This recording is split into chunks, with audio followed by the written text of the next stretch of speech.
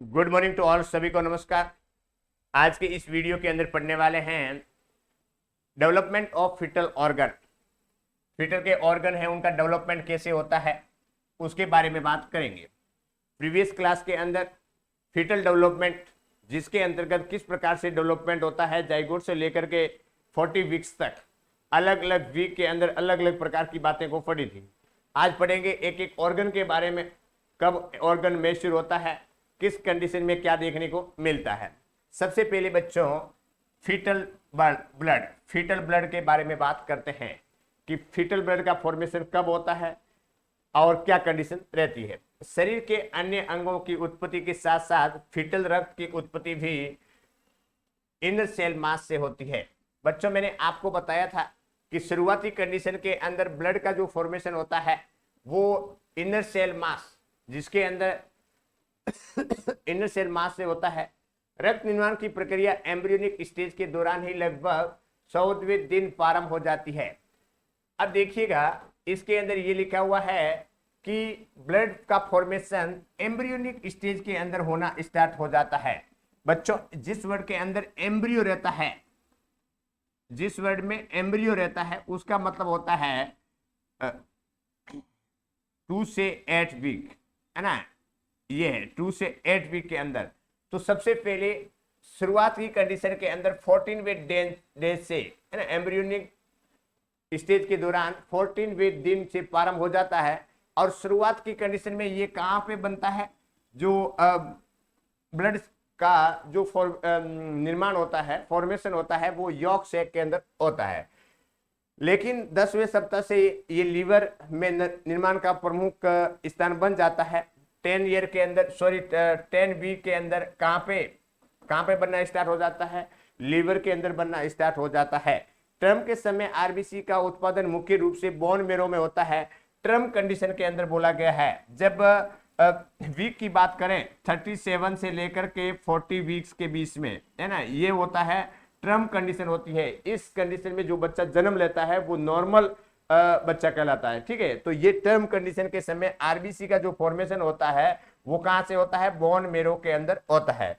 Fetal haemoglobin कहा जाता है, जिसको क्या बोलते हैं, हीमोग्लोबिन एफ, जिसको क्या बोलते हैं, हीमोग्लोबिन एफ, जो तुलनात्मक हीमोग्लोबिन, जो एडल्ट हीमोग्लोबिन की तुलना में भिन्न होता है। ठीक है, अब बच्चों इसमें यह ध्यान रखना है कि इसके अंदर यह बताया है कि जो फीटल सर्कुलेशन है, जो फीटल ब्लड है, तो फीटल ब्लड का फॉर्मेशन होता है इनर सेल मास से शुरुआती कंडीशन में होता है।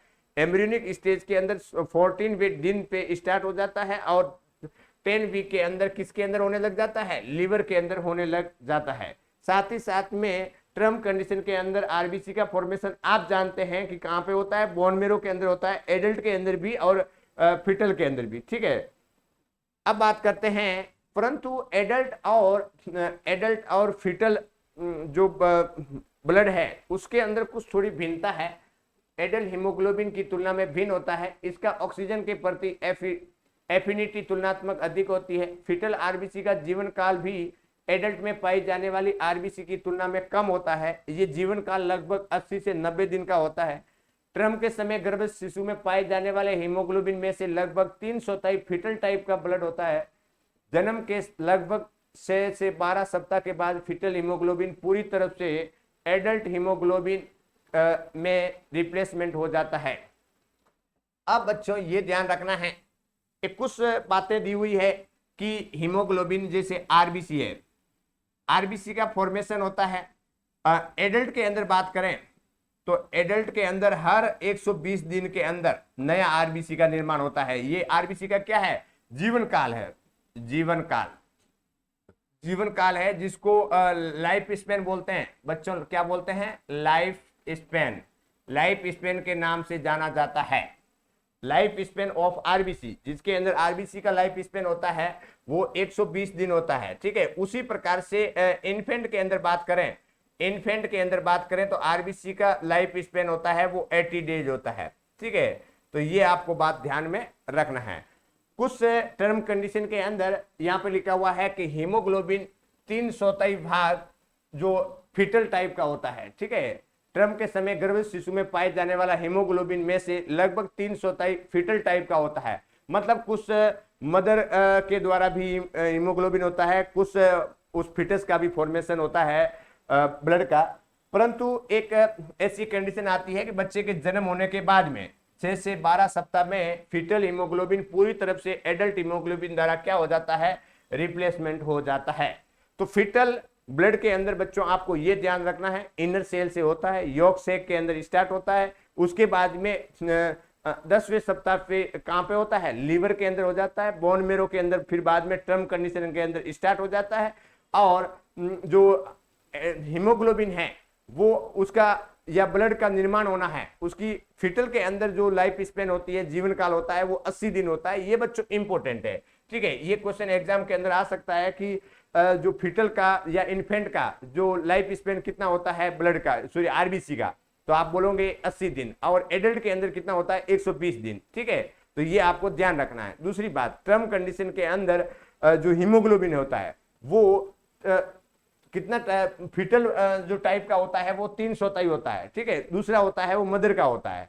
तो इस प्रकार से, और जैसे ही बच्चे का जन्म हो जाता है 6 से 12 सप्ताह के बाद में जो है ना, फिटल हीमोग्लोबिन पूरी तरफ से एडल्ट हीमोग्लोबिन द्वारा रिप्लेसमेंट हो जाता है, मतलब एडल्ट हीमोग्लोबिन है वैसा का वैसा हो जाता है, ठीक है बच्चों। तो फिटल ब्लड के अंदर आपको इतनी बातें क्या रखना है, याद रखना है, कब बनता है, कहां बनता है, और उसका लाइफ स्पेन कितना होता है। अंडरस्टैंड। नेक्स्ट बात करते हैं दूसरा, यूरिनरी ट्रैक्ट। अब यूरिनरी ट्रैक्ट के बारे में बात करें, लगभग 12वें सप्ताह की अवधि में दौरान गर्भस्थ शिशु के किडनी का कार्य करना शुरू कर देते हैं। इसमें मूत्र निर्माण हो जाता है और किडनी द्वारा उत्पादित एमनियोटिक फ्लूइड के संगठन और आयतन के रेगुलेशन के लिए आवश्यक होता है। टर्म के समय गर्भस्थ शिशु द्वारा प्रतिदिन लगभग 650 ml मूत्र का उत्सर्जन होता है। बच्चों ध्यान रखो, इसके अंदर क्या दिया गया है कि आप जानते हैं कि किडनी का कब काम करना स्टार्ट कर दी है, 12वें सप्ताह पे, ठीक है। यहाँ पे लिखा हुआ होगा कहीं लगभग 12 सप्ताह पे, ये देखो 12 सप्ताह पे किडनी है जो मूत्र है उसका निर्माण करना स्टार्ट कर देती है। तो एक तो आपको ये बात ध्यान रखना है, साथ ही साथ में जब ये यूरिन का फॉर्मेशन करने लग जाता है तो आप जानते हैं कि बच्चा होता है वो बच्चा किसके अंदर तैरता है, ये यहाँ पे एमनियोटिक फ्लूइड पाया जाता है, ठीक है ना। इस एमनियोटिक फ्लूइड के अंदर बच्चा है वो जो तैरता रहता है, ठीक है ना। यूट्रस के अंदर जो एमनियोटिक फ्लूइड होता है, उस एमनियोटिक फ्लूइड के अंदर क्या होता है, यूट्रस से सॉरी जो फीटस है वो क्या है, तैरता रहता है। तो ये यूरिन का फॉर्मेशन होगा ना, तो उसका कंपोजिशन और क्या लिखा हुआ है, कंपोजिशन और उसके आयतन वॉल्यूम है उसको मेंटेन करना, उसको रेगुलेट करने के लिए आवश्यक है। तो जैसे किडनी क्या बनाएगी, यूरिन बनाएगी, यूरिन बनाएगी तो फिर बाद में यहाँ पे क्या होगा, बच्चा एक दिन के अंदर कितना, देखो 750 ml मूत्र का उत्पादन करता है। तो ये 750 ml यूरिन है वो क्या करता है, एमनियोटिक फ्लूइड को वॉल्यूम को मेंटेन रखने का काम करता है। अच्छा ये बताओ कि एमनियोटिक फ्लूइड का फॉर्मेशन कहाँ होता है, यही तो इस प्रकार से तो होता है, यूरिन का फॉर्मेशन होगा, वो यूरिन आउट करेगा और इसके अंदर वो फ्लूइड होगा, फिर बाद में वापस इस प्रकार से रेगुलेट होता जाता है, ठीक है बच्चों। तो इसके अंदर इतनी बातें आपको क्या रखना है, याद रखना है। नेक्स्ट बात करते हैं एलिमेंट्री कैनाल। एलिमेंट्री कैनाल के अंदर आप जानते हैं कि एलिमेंट्री कैनाल होते हैं जो माउथ से स्टार्ट होती है और एनस है ना, रेक्टम तक पूरा होता है, माउथ से लेकर के एनस तक का जो पार्ट्स होता है वो एलिमेंट्री कैनाल होता है, जहां से अपन खाना खाते हैं, ठीक है ना, माउथ से खाना खाते हैं और स्टूल के द्वारा सॉरी रेक्टम है या एनएस है वहां से क्या करते हैं, स्टूल को बाहर निकाल रहे हैं। तो ये पूरा पाइप होता है ना, वो कौन सा होता है, एलिमेंट्री कैनाल होता है। अब देखिएगा एलिमेंट्री कैनाल के अंदर फर्टिलाइजेशन के 12वें सप्ताह की अवधि पर एमनियोटिक फ्लूइड का निगलना प्रारंभ कर देता है। भ्रूण की आहार नाल में 20वें सप्ताह से मेकोनियम अपीयर होना प्रारंभ हो जाता है और टर्म के समय मेकोनियम की मलाशय तक उपस्थित इस बात को परिणाम की है कि भ्रूण आंतों में क्रमांकुचन गति पाई जाती है। बच्चों ये ध्यान रखो, अब मैंने आपको बताया था कि किडनी है वो काम करना कब स्टार्ट कर देती है, 12वें वीक्स के अंदर कर देती है। तो इस प्रकार से एमनियोटिक फ्लूइड का फॉर्मेशन होगा और उसमें जो एमनियोटिक फ्लूइड है वो निकलना स्टार्ट हो जाता है, ठीक है ना। बच्चे का इस प्रकार से निकलेगा, यूरिन का फॉर्मेशन होगा, निकलेगा और इस प्रकार से एमनियोटिक फ्लूइड का कंपोजिशन है, आयतन है वो क्या है, रेगुलेट होता रहता है। अब देखिएगा 20वें सप्ताह पे दूसरी बात करते हैं। 20वें सप्ताह पे मेकोनियम एफियर होना प्रारंभ हो जाता है बच्चों।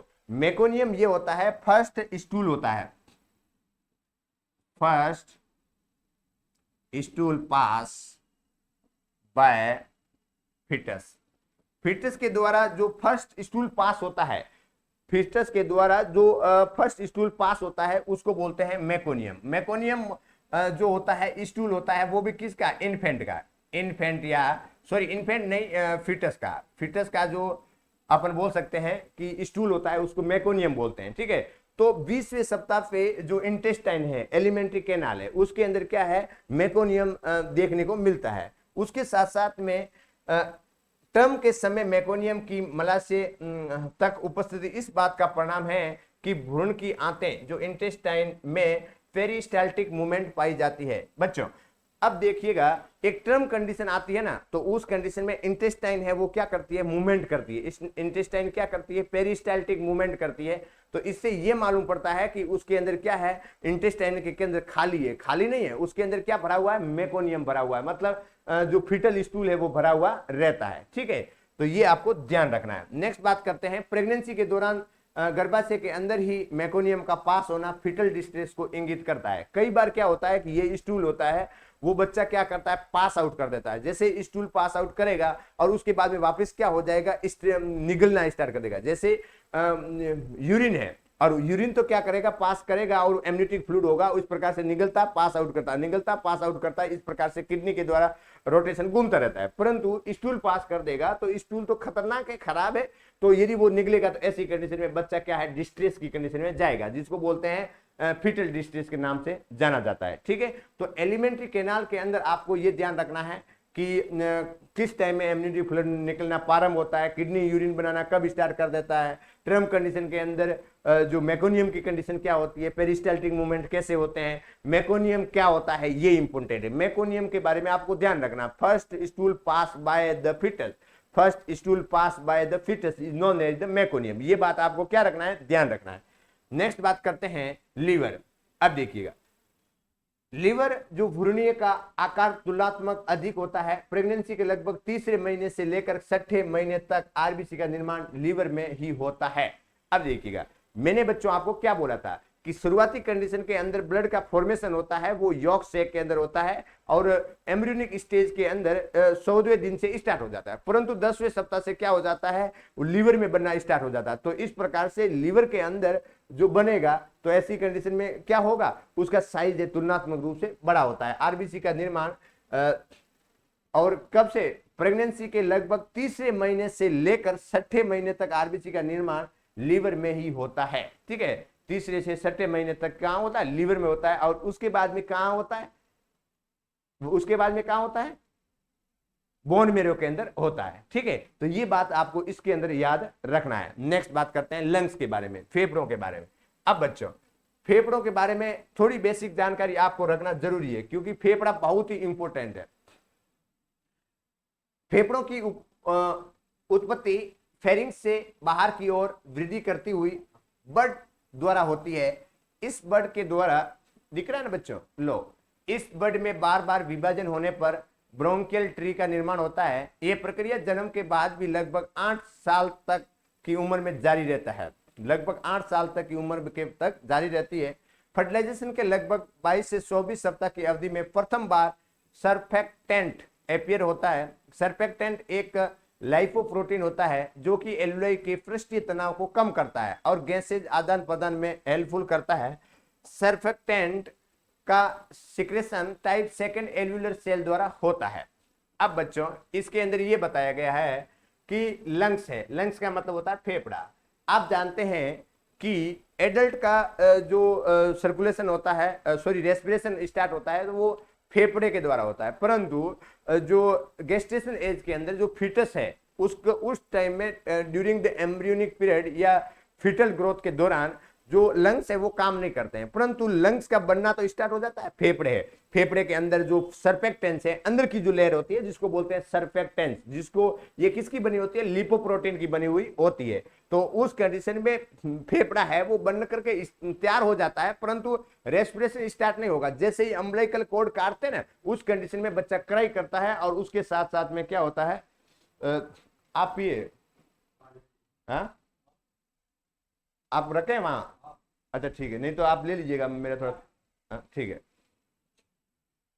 अब देखिएगा, फेफड़ों की उत्पत्ति फेरिंक्स से होकर बाहर की ओर वृद्धि करती है और बड द्वारा होती है। जैसे फेफड़े है और फेफड़े की ग्रोथ करती है। बड का मतलब होता है कली, है ना, कली। जैसे फूल होता है ना, फूल या पेड़ होता है ना, पेड़, पेड़ की कलियां फूलती है और आगे से आगे ग्रोथ होता है, तो उस प्रकार से उसकी क्या होती है, ग्रोथ होती है, फेफड़ों की ग्रोथ होती है। और इस बड का बार बार विभाजन होता है और आगे ब्रोंकियो है, ब्रोंकिएट्री है, उसका निर्माण होता है। और जन्म के 8 साल तक ये जो फेफड़ा है वो अपने आप धीरे धीरे ग्रोथ और डेवलपमेंट मजबूत होता रहता है। फर्टिलाइजेशन के 22 से 24 सप्ताह की अवधि में प्रथम बार सर्फेक्टेंस अपीयर होते हैं। बहुत इंपॉर्टेंट है बच्चों।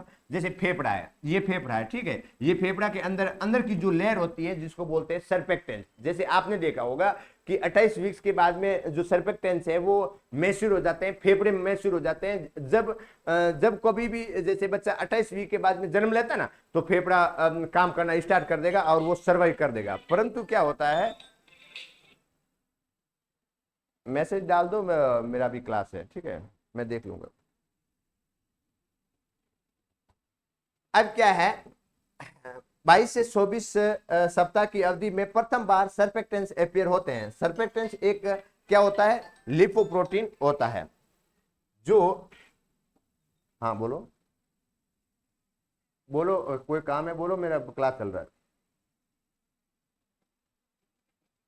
मैसेज डाल दो। अब देखिएगा, फर्टिलाइजेशन के बाद 28वें सप्ताह की अवधि पर लंग्स पर्याप्त रूप से विकसित हो जाते हैं, और यदि इस दौरान शिशु का जन्म हो जाए तो वो स्वतंत्र रूप से गैसीय आदान प्रदान के सक्षम होता है। फर्टिलाइजेशन फीटल लंग्स की परिपक्वता का पता करने के लिए एमनियोटिक द्रव्य में लिसिथिन बच्चों बहुत ही इंपॉर्टेंट है। एक तो आपका ये इंपॉर्टेंट है कि लंग्स है वो पूरा रूप से पर्याप्त रूप से विकसित या डेवलपमेंट हो जाता है 28 वीक्स के अंदर। एक लाइन आपको यह ध्यान रखना है। और फिटल लंग्स की मैच्योरिटी, परिपक्वता का मतलब होता है मैच्योरिटी को पता करने के लिए एमनियोटिक द्रव्य में क्या पाया जाता है, एमनियोटिक फ्लूइड के अंदर एक तो पाया जाता है लेसिथिन और दूसरा होता है स्पाइंगोमाइलिन। ठीक है, एक लेसिथिन होता है और एक होता है स्पाइंगोमाइलिन के अनुपात का परीक्षण किया जाता है। एमनियोटिक द्रव्य में लेसिथिन और स्पाइंगोमाइलिन सांद्रता का अनुपात यदि 2:1 है, यदि 2:1 है तो ये इस बात को इंगित करता है कि लंग्स पर्याप्त रूप से परिपक्व हो गए हैं। अब देखिएगा बच्चों, इसके अंदर ये ध्यान रखना है कि 22 से 24 वीक के अंदर जो उन लंग्स की है वो सर्फेक्टेंस बनना स्टार्ट हो जाता है, परंतु अभी भी क्या है, लंग्स मैच्योर नहीं हुए। 28वें वीक्स होते ही लंग्स क्या हो जाते हैं, मैच्योर हो जाते हैं। यदि उसके बाद में बच्चा जन्म लेता है तो ऐसी कंडीशन में सर्वाइव कर सकता है, ठीक है। परंतु लंग्स मैच्योर है या नहीं है उसको पता करने के लिए एक एलएस रेशियो होता है बच्चों, एलएस रेशियो होता है जिसको एलएस रेशियो बोलते हैं। एल का मतलब होता है लेसिथिन और एस का मतलब होता है स्पाइंगोमाइलिन, ठीक है, एलएस रेशियो होते हैं। यदि इनके अंदर इसका जो रेशियो है 2:1 रेशियो है, मतलब लेसिथिन है वो 2 होगा और स्पाइंगोमाइलिन है वो क्या होगा, 1 होगा, तो इसका ये इंडिकेट करता है कि लंग्स क्या है, लंग्स क्या है, मैच्योर है, लंग्स मैच्योर है। तो ये जो एलएस रेशियो होता है लेसिथिन और स्पाइंगोमाइलिन, ये कहां पाया जाता है, ये एमनियोटिक फ्लूइड होता है ना उसके अंदर उनकी कंपोजिशन है, ठीक है। तो लेसिथिन और स्पाइंगोमाइलिन है, ये दोनों कहां पाए जाते हैं, एमनियोटिक फ्लूइड के अंदर पाए जाते हैं। यदि उसके एमनियोटिक फ्लूइड को लेते हैं और लेने के बाद में एक जांच करते हैं, जांच से मालूम पड़ता है कि एलएस रेशियो जो 2:1 है, इसका मतलब है लंग क्या है, मैच्योर है, ठीक है। तो ये इतनी बातें आपको ध्यान रखना है बच्चों। एग्जाम के अंदर कई बार आता है, एक तो एलएस का फुल फॉर्म आता है, इसको आपको ध्यान रखना है। साथ ही साथ में आपको क्या ध्यान रखना है कि उसकी मैच्योरिटी है तो उसका जो रेशियो होता है वो कितना होता है, तो 2:1 होगा। इस बात को क्या रखना है, ध्यान रखना है। नेक्स्ट बात करते हैं, फीटल लाइफ के लगभग तीसरे महीने से कुछ ब्रीथिंग मूवमेंट देखी जा सकती है, लेकिन लगभग 20 सप्ताह तक ये अनियमित होती है। छठे महीने से अधिक स्पष्ट डायफ्रागमेटिक मूवमेंट देखी जा सकती है, ठीक है ना।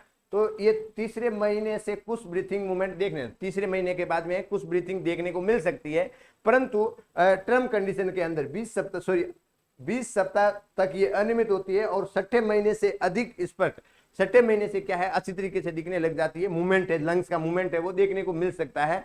डायफ्रागमेटिक मूवमेंट मतलब डायफ्राम का है वो ऊपर नीचे होता है, इस प्रकार से हल्का सा मूवमेंट देखने को मिल सकता है, ठीक है। अब बात करते हैं स्किन के बारे में। फर्टिलाइजेशन के बाद लगभग 16 सप्ताह की अवधि में लेनुगो का विकास प्रारंभ हो जाता है। लगभग 20 सप्ताह की अवधि तक ये संपूर्ण बॉडी पर अस्तित्व कर लेते हैं। लगभग 20 सप्ताह की अवधि पर वर्निक्स कैसियस या भ्रूण की त्वचा को प्रारंभ कर देता है और लगभग 24 सप्ताह की अवधि तक ये पूरा हो जाता है। देखो बच्चों, यहाँ पे क्या लिखा है, दो वर्ड आए हैं, मैंने बच्चों आपको पहले भी बताया था, एक तो था लेनुगो, एक तो था बच्चों लेनुगो, ठीक है, और एक है वर्निक्स कैसियोसा। ये लिखो वर्निक्स कैसियोसा, एक तो है लेनुगो और एक है वर्निक्स कैसियोसा। लेनुगो जिसके अंदर मैंने बताया था बच्चों, जो स्किन है उस स्किन के ऊपर क्या है, बाल पाए जाते हैं, जिसको मैं लिख दूं हेयर पाए जाते हैं या बाल होते हैं, उसको बोलते हैं फाइन हल्के हल्के ऐसे फाइन साइन के जो बाल होते हैं, साइनिस टाइप के होते हैं, तो ये बाल होते हैं। और ये बाल जो बॉडी के ऊपर उसके लगे हुए होते हैं। तो अब देखिएगा ये कब स्टार्ट होता है, 16 से 20 वीक, ठीक है, ये ध्यान रखना है, इंपॉर्टेंट है बच्चों। ये मैंने आपको क्या लिखाया है, रेंज लिखाया है। 16 वीक्स में स्टार्ट हो जाता है और 20 वीक्स में क्या हो जाता है, पूरे बॉडी पे आ जाते हैं, ये ध्यान रखना है। दूसरा बात करते हैं वर्निक्स कैसियोसा, मतलब फैट का डिपोजिट हो जाता है, जो मैंने आपको प्रीवियस क्लास के अंदर भी बताया था कि जो स्किन है उस स्किन के ऊपर क्या है, ब्राउन कलर का है ना, फैट डिपोजिट होता है, ब्राउन व्हाइटिश कलर का क्या है, फैट डिपोजिट होता है। और ये क्या करता है, जो टेम्परेचर है उसको मेंटेन करने का करता है, जो थर्मो रेगुलेटर का काम करता है, ठीक है। और जो फ्लूइड है उसकी कमी है उसको नहीं होने देता है, ठीक है, वो बॉडी के ऊपर लगा हुआ रहता है। तो बात करें 20 वीक से लेकर के 24 वीक, 20 से कितना, 20 से 22 से 24 वीक, ये ध्यान रखना है। ये कब लेनुगो वर्निक्स कैसियोसा होता है, वो 20 से 24 वीक्स के अंदर स्टार्ट हो जाता है। नेक्स्ट बात, ये दोनों ही ध्यान रखना है, लेनुगो क्या होता है। देखो बच्चों, इसको स्टार लगाइएगा, क्योंकि ये दोनों इंपॉर्टेंट है। वर्निक्स कैसियोसा क्या होता है, तो आप बोलोगे कि स्किन के ऊपर एक फैट डिपॉजिट होता है व्हाइट या ब्राउन कलर का, जिसमें ये टेम्परेचर को क्या करता है, रेगुलेट करने का काम करता है, जो वॉल्यूम है, जो सॉरी डिहाइड्रेशन है उसको नहीं होने देता है, ठीक है, और ये जरूरी होता है। साथ ही साथ में ये कब स्टार्ट होता है, 20 से 24 वीक्स के बीच में ये स्टार्ट होता है। साथ ही साथ दूसरा है लेनुगो, मतलब हेयर होते हैं, और ये हेयर 16 से 20 वीक्स के अंदर पूरे बॉडी के अंदर स्प्रेड हो जाते हैं। ये मैंने अब बच्चों आपको रेंज लिखा है, एग्जाम के अंदर एक ही लिखा हुआ रहेगा, तो ये 20 लिखा हुआ रहेगा या 16, 17, 18 लगा रहेगा, तो आप नियरेस्ट जो रेंज होगी, वीक होगा, वो आपको सही करना होगा। अंडरस्टैंड। नेक्स्ट बात करते हैं, लगभग 10 सप्ताह की अवधि पर हाथ की अंगुलियां के नाखून और लगभग 18 सप्ताह की अवधि पर पैर के अंगुलियों के नाखून विकसित प्रारंभ हो जाते हैं। टर्म के समय ये नाखून अंगुलियों के सिरों तक पहुंच जाते हैं। टर्म के समय वर्निक्स कैसियो की मात्रा भी कम हो जाती है, लेनुगो भी लगभग डिसअपीयर हो जाते हैं।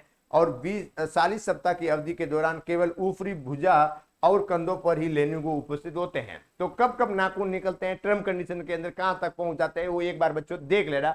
और लेनुगो है, वर्निक्स कैसियोसा है, वो धीरे धीरे क्या होता है, डिसअपीयर हो जाते हैं। और बाल है, वो शोल्डर है, क्या लिखा हुआ है, भुजाओं और शोल्डर पे देखने को मिलते हैं, पूरे शरीर पे नहीं रहते हैं। पहले तो पूरे शरीर पे रहते हैं, ठीक है, परंतु धीरे धीरे क्या हो जाते हैं, डिसअपीयर हो जाते हैं।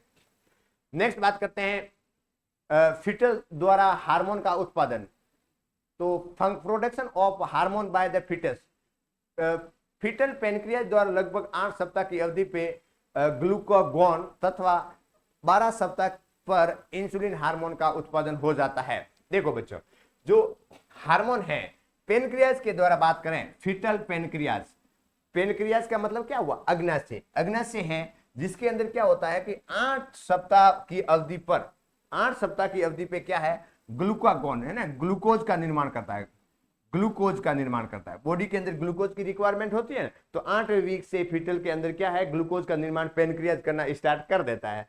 और लगभग 12 सप्ताह पर इंसुलिन हार्मोन का भी उत्पादन होता है। इंसुलिन क्या करता है कि जब बॉडी के अंदर ग्लूकोज की मात्रा बढ़ जाती है, इंसुलिन क्या करता है कि जब ग्लूकोज की मात्रा बॉडी के अंदर बढ़ जाती है तो उस कंडीशन में क्या करेगा, इंसुलिन है उसको कम करेगा। ठीक है, तो ये क्या है, decrease glucose level, decrease glucose level, glucose level को क्या करेगा, कम करने का काम करता है। और ग्लूकागॉन क्या करता है, increase glucose, increase glucose level, sugar है ना, शुगर लेवल, शुगर लेवल को बढ़ाने का काम ग्लूकागॉन का काम होता है। 8वें वीक से फीटल के अंदर स्टार्ट होता है और कौन करता है, पेनक्रियाज करता है। दूसरा है इंसुलिन, इंसुलिन 12 वीक पे क्या करता है कि इंसुलिन है उसका सिक्रेशन स्टार्ट हो जाता है। जब ग्लूकोज की मात्रा बॉडी के अंदर ज्यादा हो जाता है तो ऐसी कंडीशन में उसको क्या क्या करता है, कम करने का काम किया जाता है। ठीक है, अब बात करते हैं फीटल एंटीरियर पिट्यूटरी ग्लैंड द्वारा लगभग तीसरे महीने मतलब 10वें सप्ताह से जीएस, टीएसएस और एससीटीएस प्रोलैक्टिन हार्मोन का उत्पादन प्रारंभ हो जाता है। और फीटल पोस्टीरियर पिट्यूटरी ग्लैंड द्वारा लगभग 12 सप्ताह की अवधि में एडीएस तथा ऑक्सीटोसिन जैसे हार्मोन का उत्पादन होता है। अब बच्चों, पेनक्रियाज के अंदर तो ग्लूकागॉन और इंसुलिन के बारे में बात किया, पेनक्रियाज के अंदर तो ग्लूकागॉन और इंसुलिन के बारे में बात किया, परंतु अभी बात करते हैं fetal anterior pituitary gland. Pituitary gland जिसके अंदर एंटीरियर और पोस्टीरियर दो प्रकार की ग्लैंड के लोब होते हैं। एक पिट्यूटरी ग्लैंड है, पिट्यूटरी ग्लैंड को क्या बोलते हैं, पीयूष ग्रंथि के नाम से जाना जाता है। तो पीयूष ग्रंथि दो प्रकार की होती है, जिसके अंदर एंटीरियर ग्रंथि है उसके द्वारा कौन सा है, जीएस, ग्रोथ हार्मोन, जीएस का मतलब क्या हुआ, growth hormone, thyroid stimulating hormone, thyroid stimulating hormone, TSS का मतलब क्या है, थायराइड स्टिमुलेटिंग हार्मोन, एसीटीएस का मतलब क्या है, एडिनोकोर्टिकोट्रोफिक हार्मोन, एडिनोकोर्टिकोट्रोफिक हार्मोन, और ये होता है prolactin hormone. Prolactin hormone, ACTS, TSS और जीएस, ये हार्मोन सीक्रेट कौन करता है, एंटीरियर पिट्यूटरी ग्लैंड के द्वारा सीक्रेशन स्टार्ट हो जाता है। और ये कब होता है, 10वें सप्ताह पे स्टार्ट हो जाता है। अब ये तो हो गया बच्चों एंटीरियर पिट्यूटरी ग्लैंड के द्वारा। दूसरी बात करते हैं, जब पोस्टीरियर पिट्यूटरी ग्लैंड के द्वारा बात करें तो एक तो होता है एडीएस और एक होता है ऑक्सीटोसिन, ऑक्सीटोसिन, एडीएस होता है, एक होता है ऑक्सीटोसिन।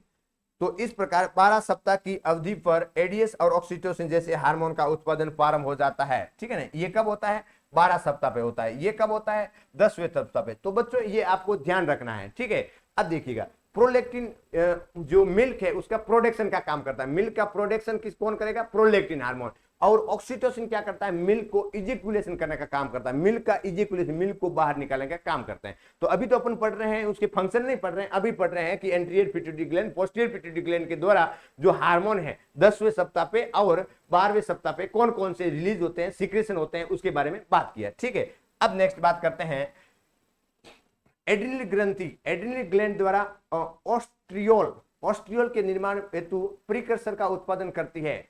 एड्रिनल ग्लैंड है उसको ऑस्ट्रियोल के निर्माण हेतु प्रीकर्सर का उत्पादन करती है। उसके बाद में भ्रूणीय थायराइड ग्रंथि तीसरे महीने से अल्प मात्रा में थायरोक्सिन नामक हार्मोन का उत्पादन करती है। ठीक है ना, तो ये थायराइड ग्लैंड है जिसके अंदर कौन सा हार्मोन, थायरोक्सिन। ये भी ध्यान रखना है कि कुछ कुछ मात्रा के अंदर ये सीक्रेशन है, अल्प मात्रा के अंदर क्या करते हैं, थायरोक्सिन का भी प्रोडक्शन करना स्टार्ट कर देते हैं। मानव के गर्भावस्था की अवधि में 40 सप्ताह तक या 9 मंथ तक होती है। इन 40 सप्ताह की अवधि के दौरान भ्रूण में होने वाली क्रमिक विकास को निम्न प्रकार से बांटा गया। तो बच्चों मैंने आपको 7 स्टेप के अंदर आपको बताया कि कौन कौन से हार्मोन सीक्रेट होते हैं, कब कब होते हैं, कौन कौन से वीक्स के अंदर होते हैं। दूसरी बात करते हैं स्किन के बारे में बताया, लेनिंगो है, वर्निक्स है, उसके बारे में बताया। साथ ही साथ जो लंग्स के बारे में बात किए, कब लंग्स मैच्योर होते हैं, एलएस रेशियो क्या होता है, लीवर के बारे में मैंने आपको बताया, आहार के बारे में बताया, और उसके बाद में यूरिनरी ट्रैक्ट, और सबसे पहले क्या था, फीटल ब्लड। ठीक है, तो इस प्रकार से फीटल ऑर्गन है, उनकी डेवलपमेंट है, उनकी मैच्योरिटी है, उनके फंक्शन है, कब स्टार्ट होते हैं, क्या होते हैं, उसके बारे में बात की है। यहाँ पे दूसरा स्टेप और आता है कि जो फीटल डेवलपमेंट है, जो 40 वीक्स की अवधि है, उसके अंदर क्रमिक रूप से जो विकास होता है वो कैसे होता है, उसके बारे में बात करते हैं। देखो क्या लिखा हुआ है कि मानव में गर्भावस्था की अवधि 40 सप्ताह, गर्भावस्था की अवधि कितनी होती है 40 सप्ताह, या बोल सकते हैं 40 वीक्स बोल सकते हैं, या 9 मंथ प्लस 7 दिन, ठीक है। दूसरा ये बोल सकते हैं इन 40 सप्ताह की अवधि के दौरान भ्रूण में होने वाली जो स्टेप बाय स्टेप जो सीक्वेंस वाइज से डेवलपमेंट होता है निम्न सारणी के द्वारा दिखाया गया है। मैं एक अभी से आपको एक टेबल दिखाता हूं, सारणी दिखाता हूं जिसके अंदर सारा बताया गया है, ठीक है। अब देखिएगा बच्चों, जो बच्चे की डिलीवरी होती है, चाइल्ड बर्थ